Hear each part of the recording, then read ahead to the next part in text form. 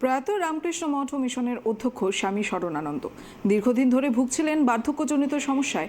রামকৃষ্ণ মঠ ও মিশনের ষোড়শ অধ্যক্ষ ছিলেন স্বামী শরণানন্দ। ইতিমধ্যেই মহারাজের নিথর দেহ নিয়ে যাওয়া হয় বেলুর মঠে। সেখানে সাংস্কৃতিক ভবনে তার দেহ শায়িত রাখা হয়েছে। ভক্ত ও অনুরাগীদের উদ্দেশ্যে আজ রাত ৮টা পর্যন্ত সেখানে রাখা থাকবে এই দেহ। এই মৃত্যু সংবাদ পাওয়ার পর ভোর রাত থেকেই বেলুর মঠের সামনে শ্রদ্ধা জানানোর জন্য দেখা গেল অগণিত ভক্তদের ভিড়।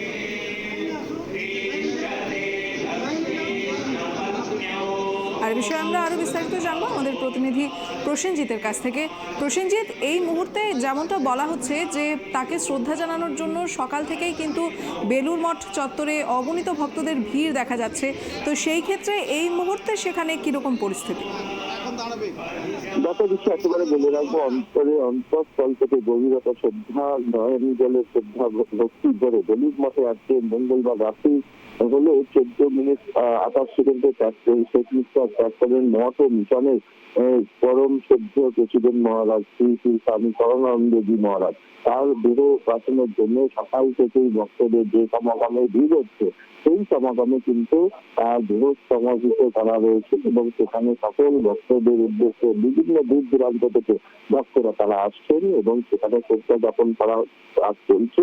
একদিকে তার সমাধিত্ব যেখানে রাখা রয়েছে সেখানে যেভাবে সমাধিত্বের কাজ চলছে এবং বহু মহারাজরা তারা আসছেন একে একে তাকে পুষ্প নিবেদন করছেন এবং তার সঙ্গে সেখানে জানা যাচ্ছে যে দুপুরের পরে একটি বৈঠক হবেন মহারাজদের মধ্যে এবং সেই বৈঠকের পরেই তার সমাধিত্ব কখন করা হবে সময় নির্ধারিত সময় অনুযায়ী যেটা জানা যাচ্ছে রাত্রি 8টার সময় করে সমাধিত্ব করা হবে মহারাজের।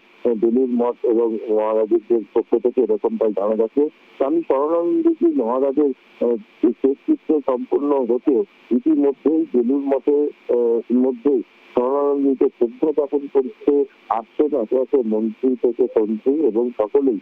ইতিমধ্যেই উপস্থিত হয়েছিলেন মাননীয় মন্ত্রী অরূপ রায় মহাশয় শরণানন্দ মহারাজের ঘুরে গেছেন এবং সুমন দাস এসেছিলেন গতকালকে। সোশ্যাল মিডিয়ায় মহারাজের অংশের খবর যেভাবে ছড়িয়ে পড়ছে যথারীতি মতন সেখানে একটা শোকস্তব্ধ এলাকা পরিণত হয়েছে এবং তার পরবর্তী সময়ের জন্য বেলুর মঠ ও মিশনের পক্ষ থেকে সমস্ত রকম ব্যবস্থাপনা নেওয়া হচ্ছে এবং তার পাশে যে উল্লেখ্য বিষয়টা রয়েছে যে শরণানন্দজি মহারাজের যেভাবে তার এই শেষ নিঃশ্বাস যেভাবে ত্যাগ করেছেন তার পরিবর্তে সময় যে মহারাজরা রয়েছেন তাকে কিন্তু ধর্মগতভাবে সকাল থেকে গীতা পাঠ এবং তার সঙ্গে যে রীতি রয়েছে সেই রীতি মেনে সময় নির্দিষ্ট সময়ের জন্য তাকে রাখা রয়েছে সমাধিত করে এবং সেখানে শরণার্থ করছেন সকল ভক্তরা। বহু দূর দূরান্ত থেকে মানুষ তাতে আসছেন এবং তার মধ্যে প্রধানমন্ত্রী এবং মুখ্যমন্ত্রী মমতা বন্দ্যোপাধ্যায়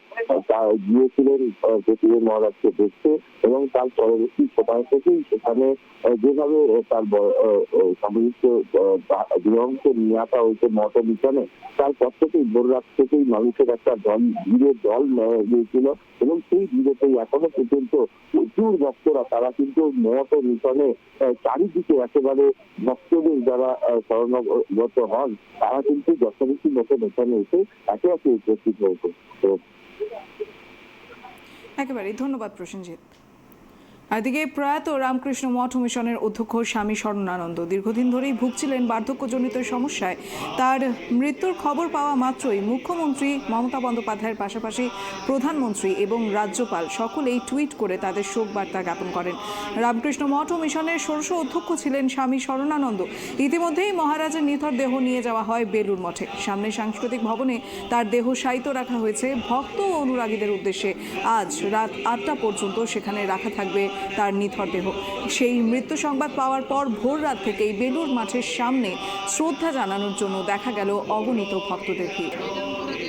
তিনি যে খুব বেশি কথা বলতেন তা নয়, কিন্তু যখন প্রয়োজন আমরা সবাই মিলে কোনো সিদ্ধান্তে উপস্থিত হতে পারছি না তখন তিনি যে এক কথা সবসময় তিনি অল্প কথা বলতেন, এক কথায় তিনি যে সিদ্ধান্তটি দিতেন আমরা প্রত্যেকে অনুভব করতাম যে সেটি একমাত্র নির্ভুল সিদ্ধান্ত, যেটা আমরা ঠিক উপস্থিত হতে পারছিলাম না। তা গ্রেট লস যেটা বলছেন অপূরণীয় ক্ষতি এই অর্থেই যে জীবন্ত আদর্শ, আমাদের চিরন্তন আদর্শ শ্রীরামকৃষ্ণ, সারদা দেবী, স্বামী বিবেকানন্দ আছেনই, কিন্তু জীবন্ত আদর্শ তো আমাদের দরকার। সেই একটি জীবন্ত আদর্শ চলে গেল, কিন্তু আবার আমরা দেখেছি যে একটা অদ্ভুত ব্যাপার, শ্রীরামকৃষ্ণ খেলাতে পরবর্তীকালেও যারা আসেন ধীরে ধীরে তাদের মধ্যে আমরা দেখি যে বিরাট আধ্যাত্মিক শক্তির আবির্ভাব হয়েছে। কাজেই আমাদের সংঘ চলতেই থাকেন, আমাদের এই আধ্যাত্মিক নেতার অভাব হয় না।